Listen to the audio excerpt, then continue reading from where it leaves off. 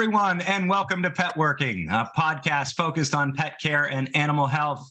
I'm here today with Matthew Sherman, SVP of Marketing at PetPlate, also ex-Chobani, ex-L'Oreal, ex-Coca-Cola, tremendous amount of expertise in the CPG space, but has recently transitioned to the pet care side of things.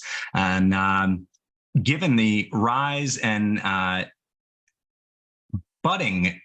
exploding trend of fresh refrigerated dog food, really excited to have Matt on, not only because of his impressive background in the CPG space, but also his perspective into the fresh refrigerated market. So we're going to be chatting with Matt today about the differences between marketing in broader CPG and human consumer goods versus pet care, as well as his perspectives on the fresh refrigerated space. Matt, thanks so much for joining us, and welcome to Petworking. Yeah, pleasure to be here. Thank you so much for having me. Yeah, really excited that you were able to join. Matt and I met at Global Pet this spring, and had a good chat around the fresh refrigerated space. That was PetPlate's debut at Global Pet, correct?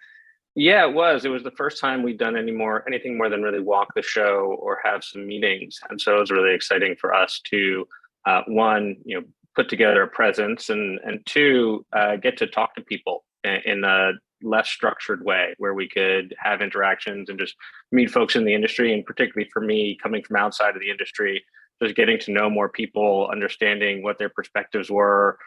It was a lot of fun. Yeah, I mean, it's a great show every year, and you guys, for first time appearance and having a booth at the show, put on quite the impression. You guys had a huge booth right down by the new product section. It put on a networking event in the evening. It was definitely a splash entrance into Global Pet. Matt, one of the things that, struck me and seeing, you guys there is historically, we haven't seen a lot of the D2C fresh refrigerated players at Global Pet because it's a show targeted towards retailers. But as this market has evolved, I think we're seeing, kind of a blurring of channels. Whereas we see, fresh refrigerated, I think, when we think of the brands that really put a home, establish the space, really only one of them historically was retail, and that was Freshpet. And then you have PetPlate and the Farmer's Dog and JustFoodForDogs and Nom Nom that went the D2C route. And now we're seeing this crossover with you in particular, with D2C companies moving into the retail space. And we're also seeing brands that have historically not played in the fresh refrigerated space giving a frozen refrigerated option for consumers to purchase at retail. What are your thoughts on that? How do you see this playing out, in the long term? Yeah, it's a great question. And it's been really interesting to watch, I have to say, as I think kind of omnichannel or multi-channel shopping is, whatever you want to call it, is kind of the natural order of things. Whereas, a couple of years ago, people were talking about the death of retail and nobody is going to be in stores anymore. And to paraphrase, the death was greatly exaggerated. And I think if you look at your own individual experience, that tracks pretty closely. Like, I may buy something from Amazon or a CVS or a grocery store or a neighborhood bodega or little, whatever. I'm pretty agnostic, and I switch channels a lot. And we've been doing that for years, for decades. And D2C is a new and very convenient channel, whether that's for pure play e-commerce or for subscription. But I think for a lot of these brands, and PetPlate included, it's really about thinking, okay, we've been able to establish this brand and establish some economics. How do we reach more customers? How do we reach more need states? How do we reach more occasions? What is the use case for independent retail and independent pet versus a D2C subscription business? And how do we meet that? Because they're really very different. The difference between walking into an independent pet store and buying 2 cups of PetPlate from subscribing and getting 14 cups every 2 to 3 weeks is pretty substantial. It's a different kind of commitment. It's a different feeding experience. And so I look at all these other brands and think, yeah, you recognize that too. I think there's obviously a growth perspective here as well, where some of the limits to the D2C channel are becoming apparent as especially changes in Facebook dictate what we're able to do and how broad and how efficient you can be. And nobody has quite yet cracked the code in a post iOS 15 or 14 world, how to be quite as broad and also as their usage and as consumer usages have evolved. I think that people and businesses are trying to figure out where else are we going? What are the other channels that we should be selling in? And you're seeing that progression happen right in front of us. Yeah, no, I think it's a great point. When you think about,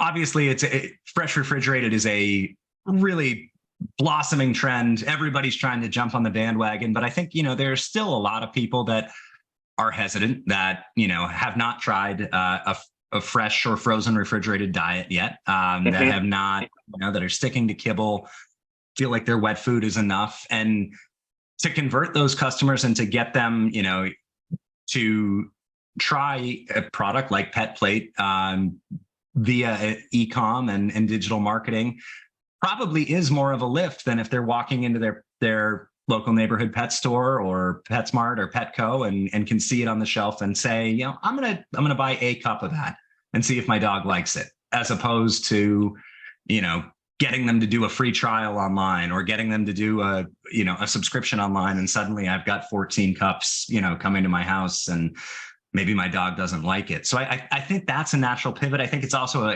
really insightful to kind of mention that the ability to reach people through digital marketing channels, as privacy laws are getting clamped down on, and information sharing is going to become more challenging.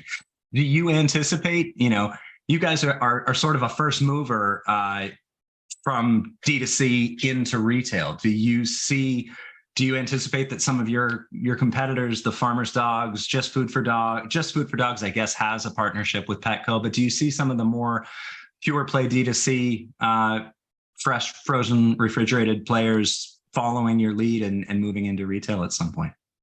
Yeah, I think so. I can't speak for the Farmer's Dog, but certainly Nom Nom is in PetSmart. Ollie has started to sell on Amazon. I don't know if they started to sell their frozen. And, we noticed when they put a barcode on their package, which is a pretty good indicator that they're looking to be sold at retail in some way, shape, or form.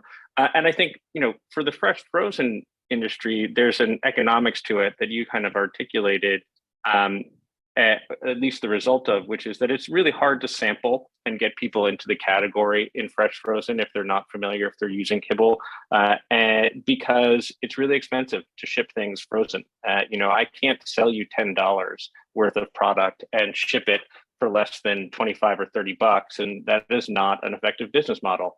So trial is difficult, which is one of the reasons, honestly, that we really focused on independent pet, because you tend to have more knowledgeable shoppers going into independent pet, and you tend to have the assisted sale of more not knowledgeable, consistent associates. For us, it was the obvious choice to say, hey, this is a new category. You're not entirely sure what it was. You have a behavior that you've been following, which is to say feeding kibble for however many years. I like to joke, my dog came with a free bag of kibble. It was like my gift of purchase. It was just sort of the way of the world, and the idea of adding something, particularly when you're told by your vet or your other fellow pet parents that yes, you're changing foods means that you're going to upset your dog's tummy and you need to be consistent. And if they're only eating beef, they should be eating only this beef kibble and eating it twice a day and what have you. Having some other knowledgeable folks be able to help us overcome that, and also really lowering the cost of entry. You can go into a PSP or an IPP or one of our independent retailer stores and buy an 8-ounce cup of PetPlate for $8. Now, on a per ounce basis, is that relatively expensive? Maybe, but it's also way less expensive than ordering a subscription or getting a 16 or 20 ounce, or certainly less expensive than trying raw or freeze dried or any of the other sort of premium categories that people have been drawn to over the last couple of years. Sure. And what's the price point for you guys on an 8-ounce cup? Literally $8. So it's $7.99. And it's something that we frequently discount and use it as a trial driving mechanism. And we honestly, some of our most successful programs are buy a bag of premium kibble or a 20-pound bag of premium kibble and get the 8-ounce half off or sometimes for free. Because we find that once people try it, they come back and the uptick is really strong. We saw number of items that were purchased at retail, per trip increased by, close to 40% last year. So it's just and we feel like that is the result of consistent sampling, and we have the vehicle to do it. And honestly, not a ton of other, even primarily retail fresh frozen brands do that or have that mechanism. The mechanism to offer the discount along with the bag. Now, do you guys make your own? Or is it really just the small size? Well, we just started making our first ever dry food. So I wouldn't call it kibble, and you'll never hear me call it that. In large part because the process and the way that kibble is made and the process and the way that we make this is about as close as sort of Chips Ahoy to your mother's homemade chocolate chip cookies. In the sense that.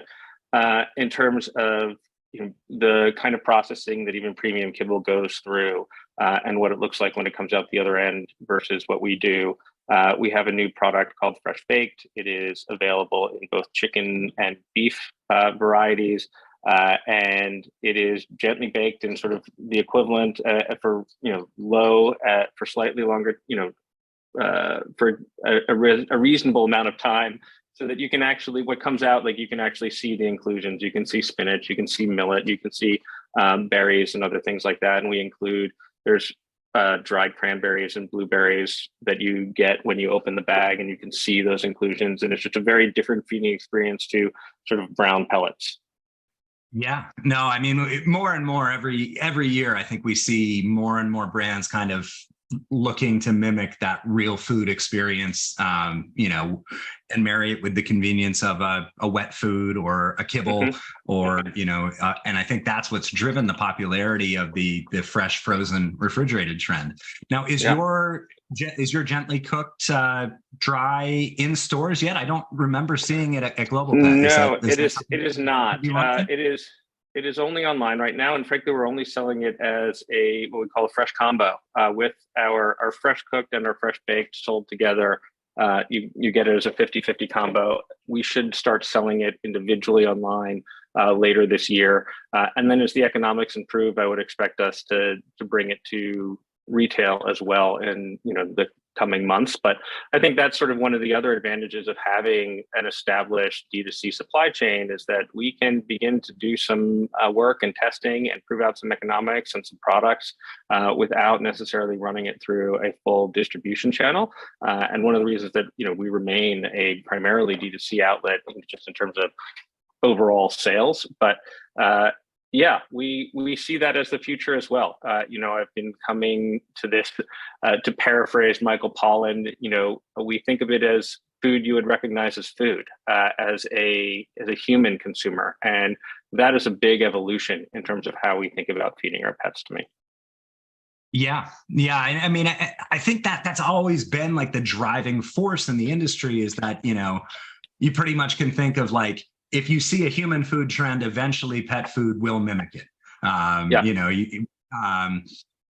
But it's interesting. I wanted to circle back, Matt. You mentioned, the most effective promos that you've had would be like discounting the 8-ounce cup with the purchase of a 20-pound bag of kibble. Is that just general in store? You can buy any? Are there specific brands you've partnered with, or are you doing it through the retailer and any bag of kibble that they stock, you would give a discount along with, or?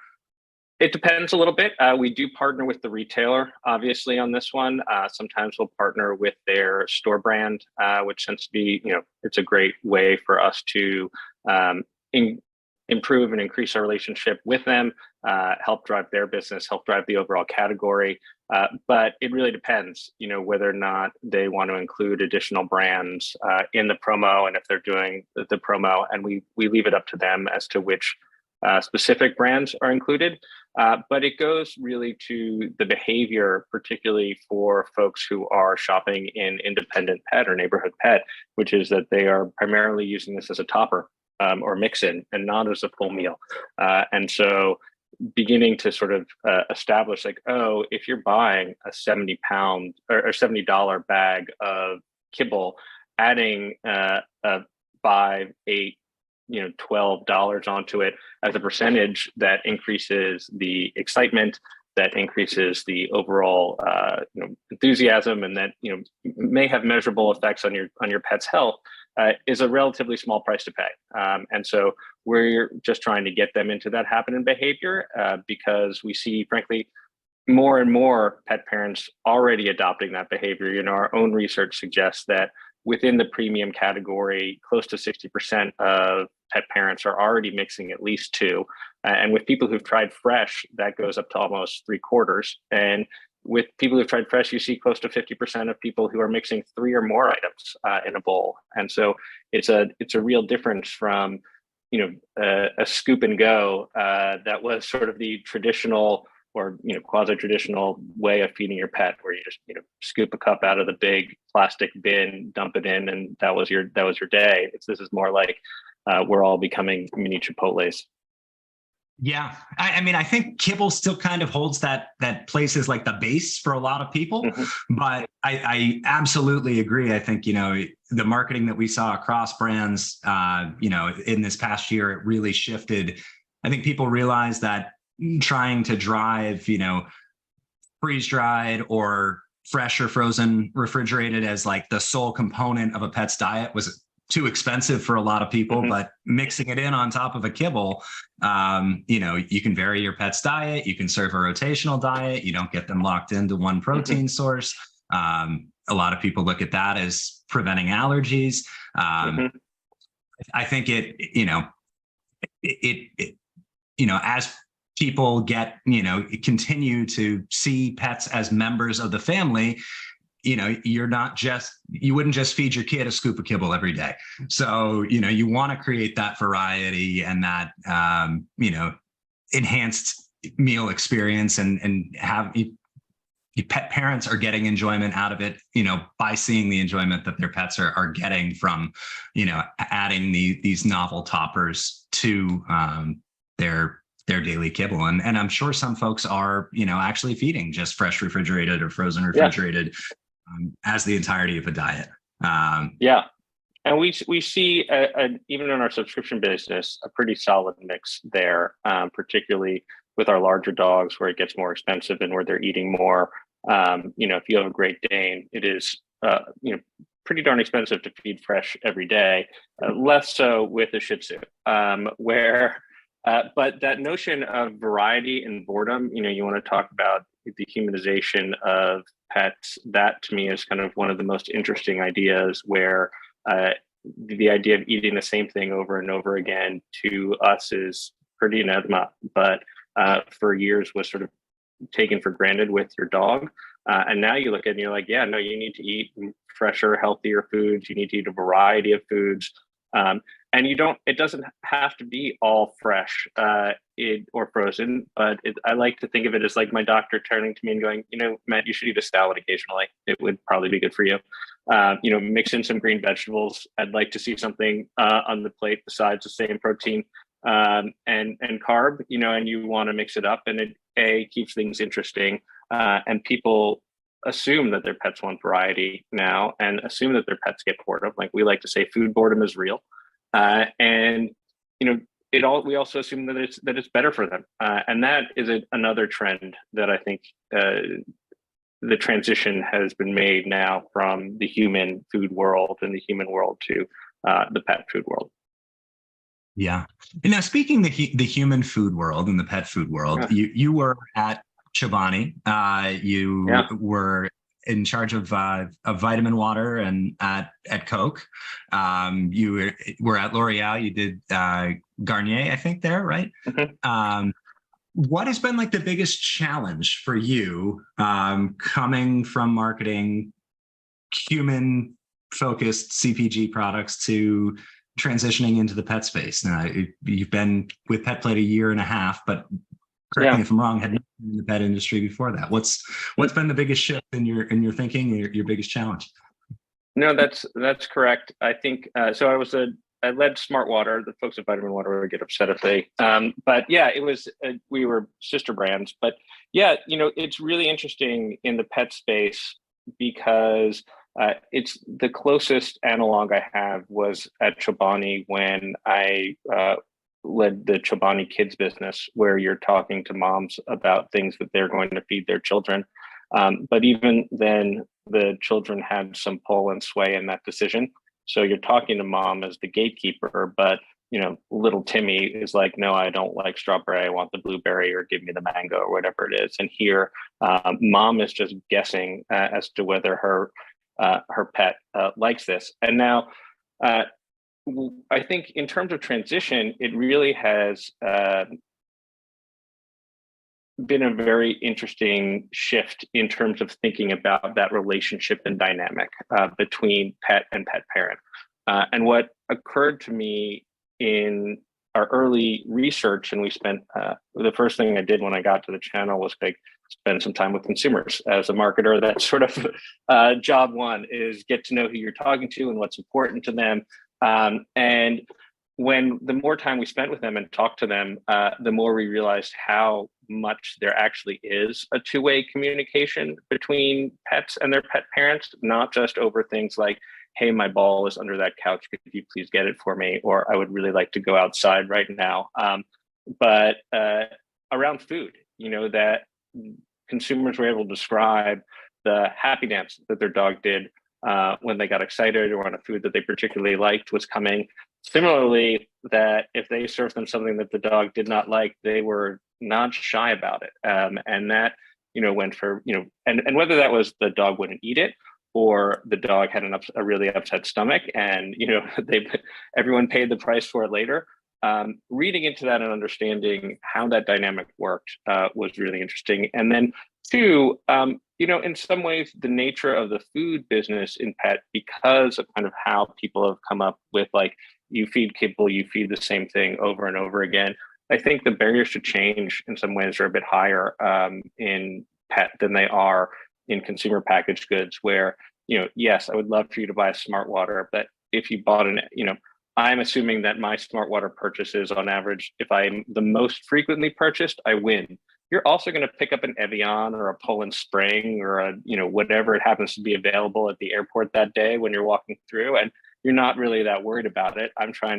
Whereas here, it's a very different, like, you're not going to just randomly grab a different bag of kibble because that happened to be what was at the pet store that day.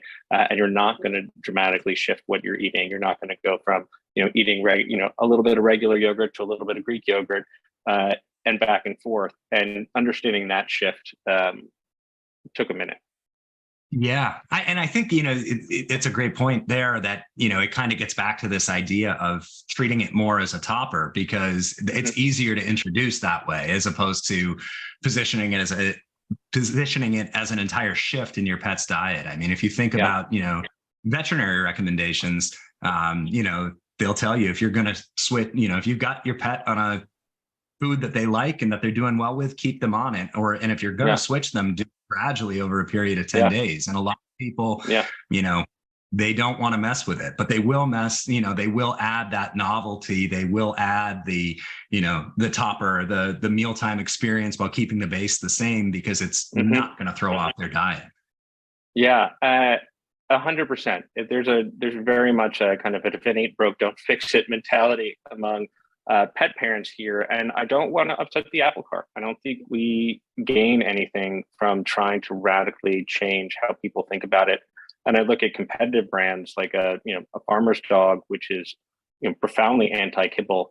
And we're like, no, the reality is that if we're going to exist with them, we know that we exist with them. And it's not about changing over entirely. And it's not about beating out raw or beating out kibble or beating out bone broth. It's about existing in a complementary way, because we see this much more of a shared plate as the future, where people are mixing in a variety of foods, and maybe kibble remains the base.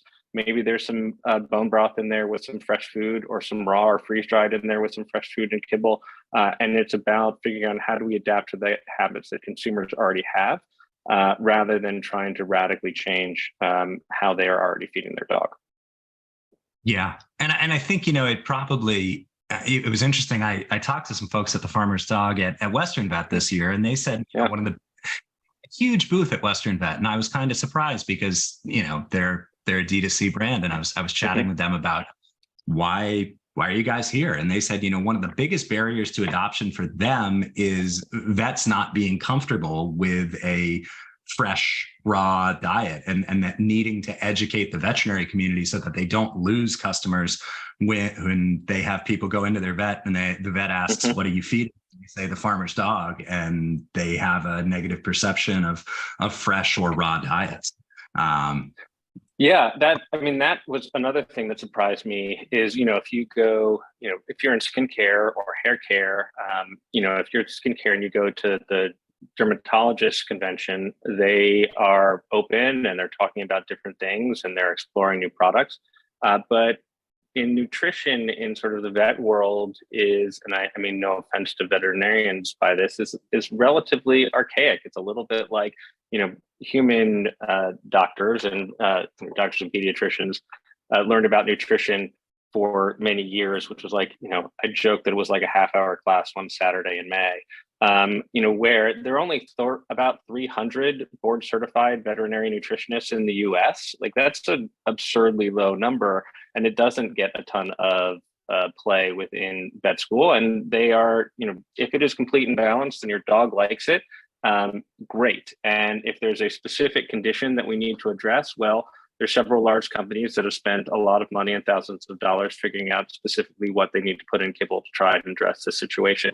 Conversely, and another shift from the human side is that, like, the whole food movement and, integrated eating and healing, what have you, is sort of now taken for granted. And I think even our human doctors are like, Wonder Bread may have everything you need in it, but it's not a good source of all of your calories. You probably shouldn't just have Ensure shakes morning, noon, and night. What I'd like you to do is eat a varied diet, fresher, healthier foods.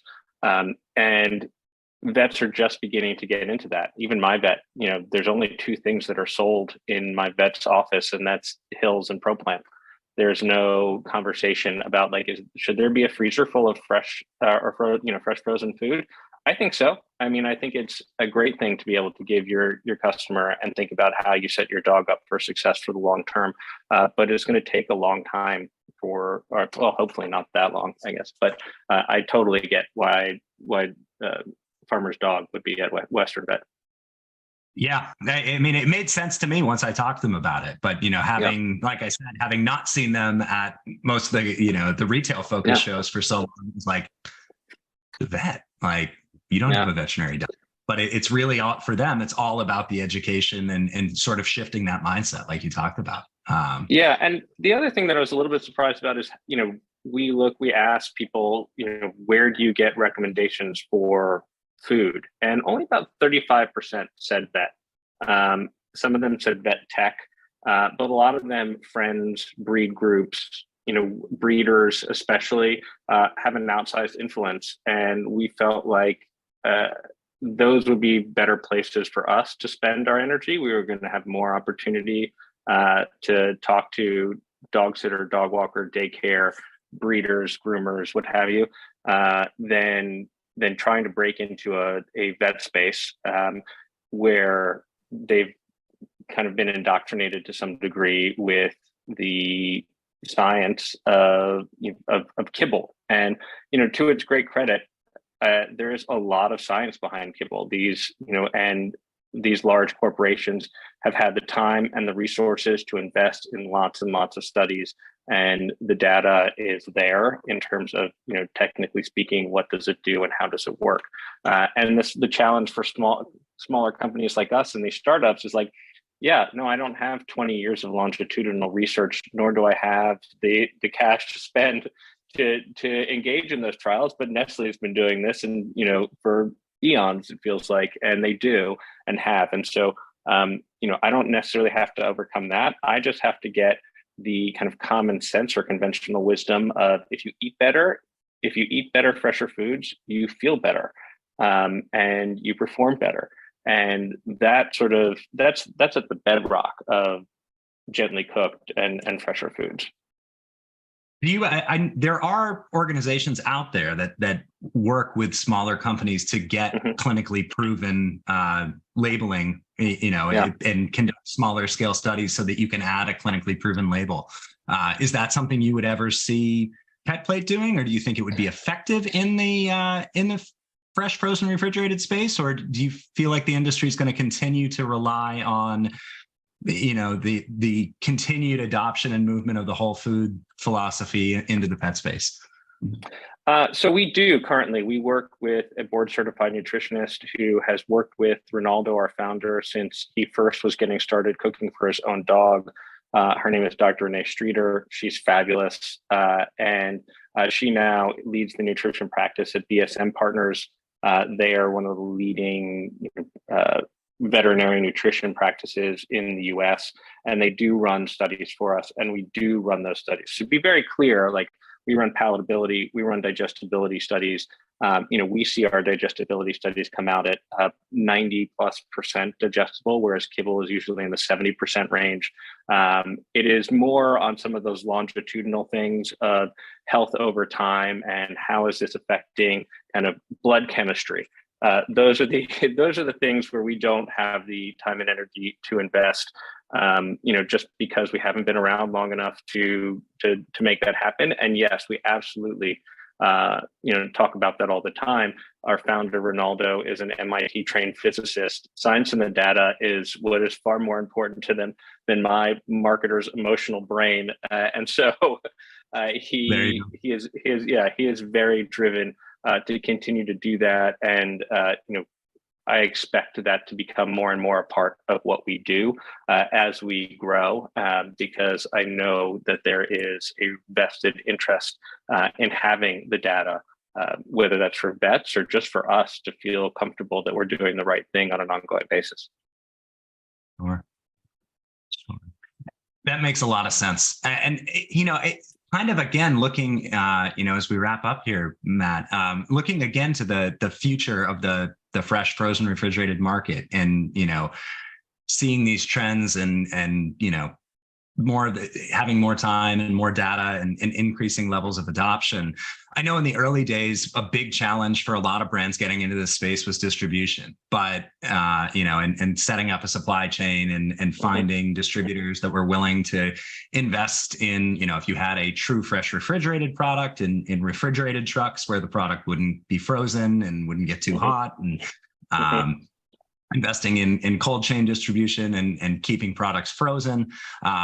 Now that we're seeing so many brands pile into the space, do you see kind of barriers to entry dropping as distributors like Philips and Animal Supply Company have more companies that they work with that are utilizing this medium, and so it becomes a more standardized distribution supply chain network, makes it easier for other companies to get in?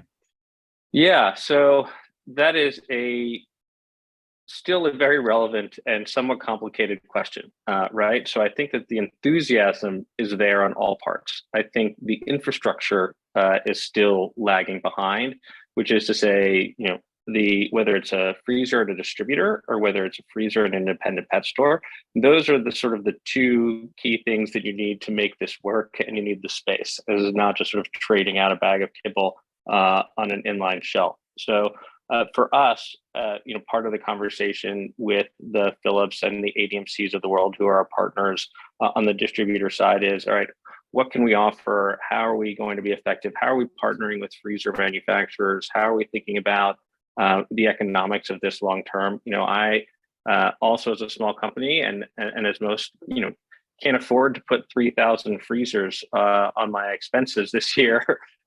First of all, my CFO would be very upset, but also they're not there. So that is kind of the lag that is building, and honestly, one of the more interesting lags between independent and specialty pet, and say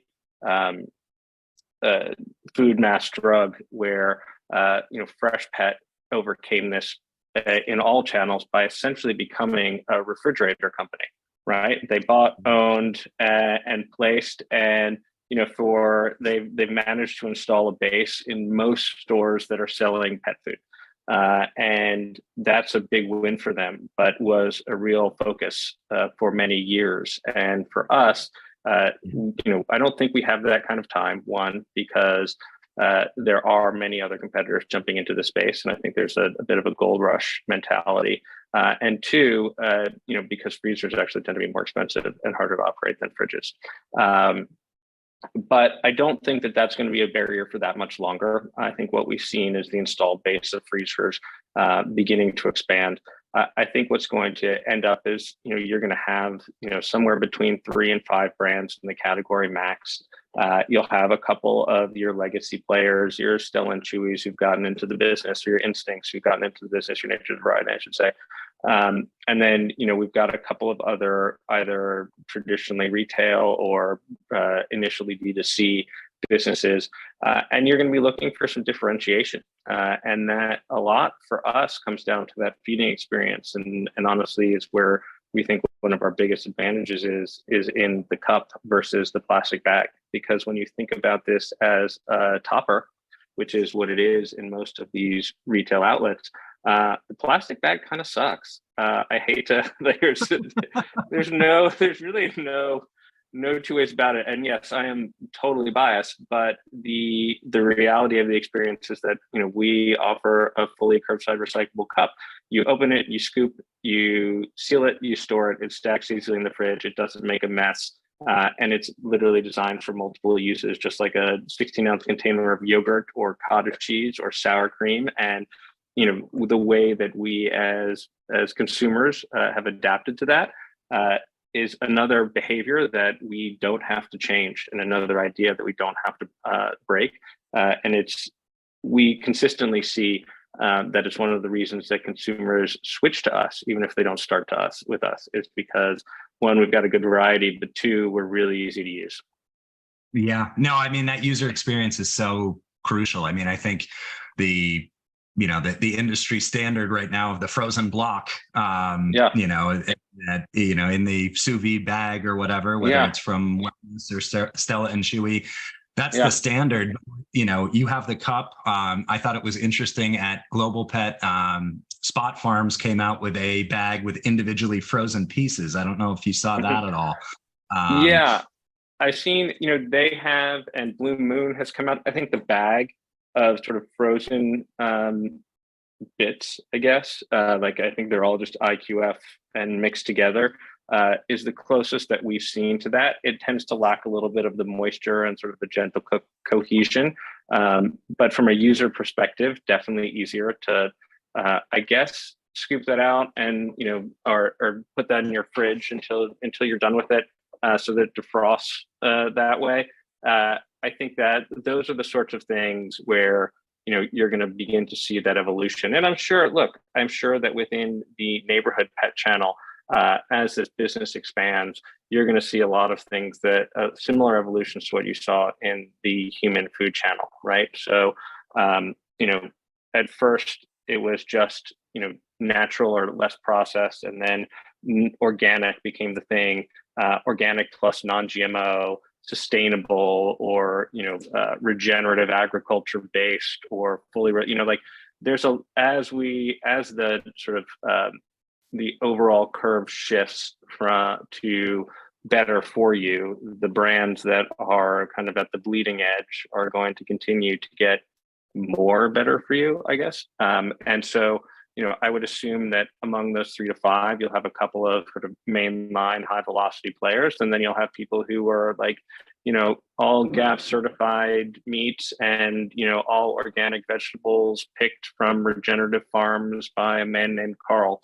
There's and there will be an audience for that. There is an audience for that. There are people who are like, I don't want to feed my dog anything that I wouldn't want to put in my body, and my body is a temple. And I'm like, my body is like a quick service restaurant. Like, I like to get some good food in it, but I'm not, so religious about the what goes in. Yeah, no, absolutely. And I think, you're already even starting to see, evolution towards, different forms of convenience and the advent of shelf stable fresh, with hermetically, Portland Pet Company had a hermetically sealed bag, all natural ingredients, no preservatives. And I think you kind of can see the category segmenting between, frozen refrigerated, fresh refrigerated a la Freshpet, where it's not frozen, but there are preservatives. And then we started to see this intro of the shelf stable fresh, akin to a bag of microwavable rice, so to speak. Yeah, exactly. And the evolution will go both ways. Sort of, if you have your regenerative sustainable, and then you'll have your clear bar. I worked between Chobani and here, I worked in eggs. Right. And they're a great example of how that works. So you have your standard or, white shell eggs, and then you have your cage free, and then you have your free range. You have your free range organic. You've got your pasture raised organic, your regenerative sustainable, your blue eggs, and it just goes from sort of your base to a $10 dozen of eggs. And I expect the same thing as this continues to evolve and mature. Yeah, it'll be really interesting to see. And, I think it's very exciting to see, companies like PetPlate pushing the evolution and giving more good quality food options for pet parents to try and hopefully adopt. So we definitely will look forward to, are you guys going to be at Super Zoo later this summer? Yeah, we will be at Super Zoo later this summer. If you did not see us at Global Pet, please come on by. It will look pretty similar to our Global Pet show with a different kind of an activation that we're going to hopefully be able to pull off this go round. But yeah, really excited to be there and very excited to be a part of this community. Honestly, one of the other things that was a very pleasant surprise, I suppose, was how close-knit the pet community is, how warm and generous they are. I had come from big CPG, more recently the natural channel and CPG, and it's a very similar vibe, and I really appreciate that. Yeah, it's a great space to be. We love being here, and we'll look forward to seeing you at Super Zoo. Matt, Petworking will also be at the Pet Sustainability Coalition's Impact Unleashed conference next week. I don't know if you guys are going to be there, or if folks from PetPlate will be there, but I don't think so. I'd have to check with our product team. They may be headed out there. I am not, unfortunately, but it sounds pretty cool. Yeah, well, we'll definitely catch you at Super Zoo then, and looking forward to seeing you in Vegas in August. And until then, we will keep in touch. And thank you so much for taking the time to appear on Petworking today. Yeah, pleasure was absolutely mine. Thank you so much, Peter. And yeah, Vegas in August, nothing finer. I'm looking forward to the 100-degree heat. Yeah, it's a lot nicer in February. Yeah, yeah. I can only imagine. Yeah, thank you so much. Big difference. Thank you. Have a great day. And thank you, everyone. This has been another episode of Petworking. Peter Kanseth signing off.